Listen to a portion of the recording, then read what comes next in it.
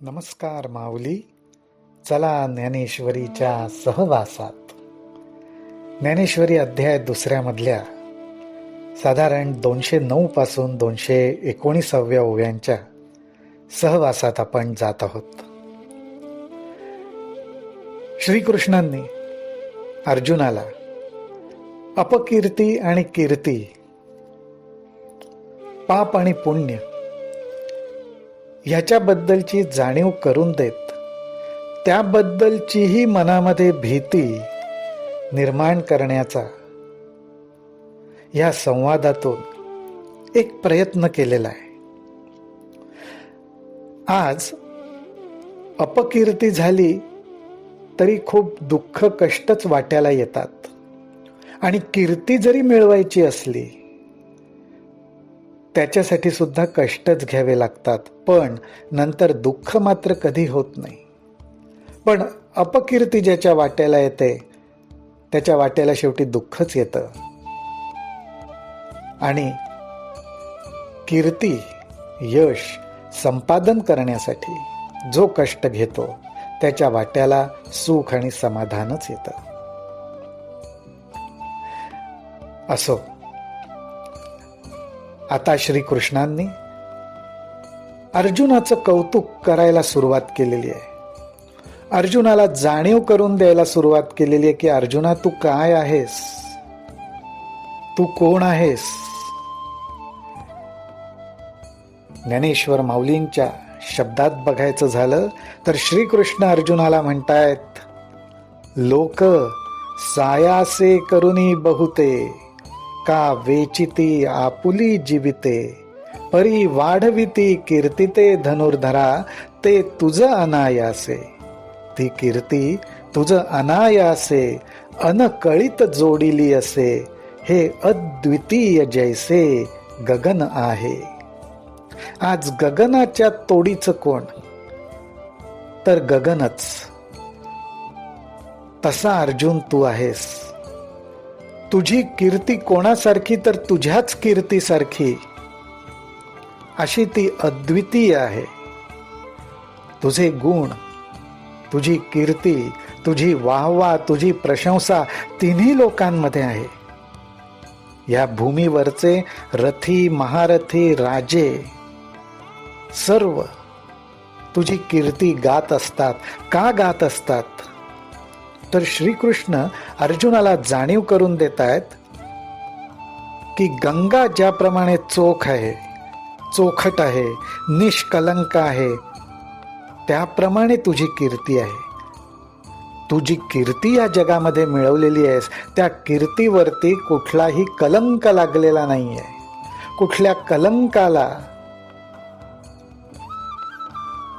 ही संधीच मिळालेली नाहीये. अशी निष्कलंक तुझी कीर्ती आहे, कुठला कलंकच नाही.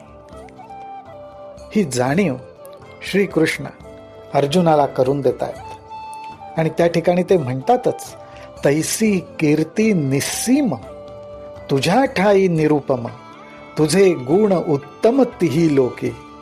अरे तुझं शौर्य तर किती, तर ज्याप्रमाणे एखादा मदोन्मत्त हत्ती असावा.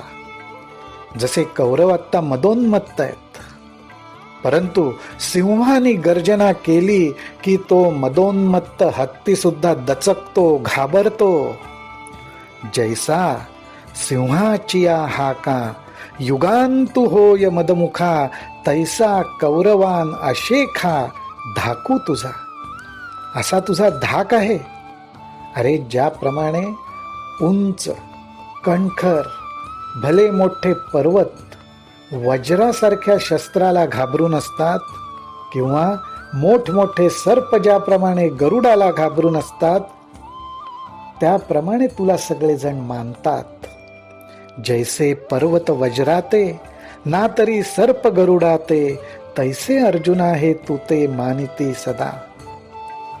पण आताच्या ह्या क्षणी जर का तू तुझ्या या कीर्तीकडे, शौर्याकडे जर पाठ फिरवलीस आणि नको तो निर्णय घेतलास, तर ते अगाधपण जाईल.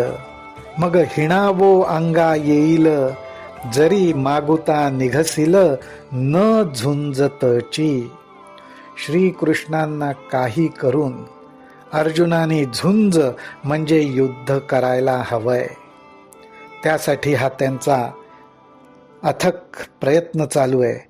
आणि म्हणूनच ते म्हणतात की अरे, जर युद्ध न करताच जर तू माघार घेतलीस तर तुझं हे सर्व थोरपण लयाला जाईल.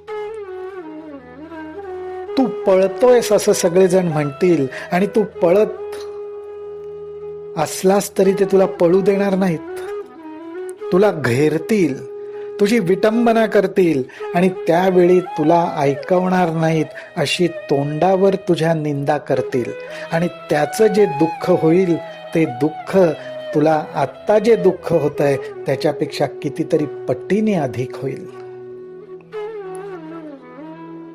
मग आत्ताच्या दुःखाला आणि हे वाट्याला येणारं जे दुःख आहे त्या दुःखाला तोंड देण्यापेक्षा आत्ताचं दुःख बाजूला ठेव. तुझं शौर्य, तुझी कीर्ती ते तू आठव आणि तू लढ, तू युद्ध कर. आणि अशा या युद्धात जय मिळालाच तर तू आनंदाने पृथ्वीवरचं राज्य भोगशील. असं राज्य तू का नाही भोगायचंस? अर्जुन युद्धाला तयार झाला आणि त्याने युद्ध केलं आणि तो जिंकला तर त्याचं काय फळ मिळणार आहे याचंही सुतोवाच या ठिकाणी केलेलं आहे. माऊलींच्याच, ज्ञानोबारायांच्याच शब्दात या दोन ओव्या बघण्यासारख्या आहेत.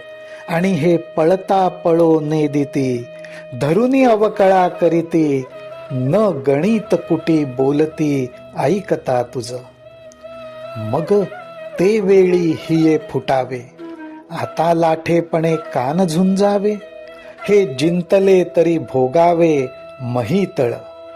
अशा प्रकारे श्रीकृष्णांनी अर्जुनाला युद्ध जिंकल्यानंतर काय होऊ शकतं, पृथ्वीचं राज्य मिळू शकतं, हे सूचित करण्याचा प्रयत्न केलाय. आणि त्याचबरोबर स्वतःची कीर्ती आणि शौर्य हे लक्षात घेऊन या युद्धाकडे पाठ फिरवू नकोस, तर युद्धाला सज्ज हो असे सांगतायत.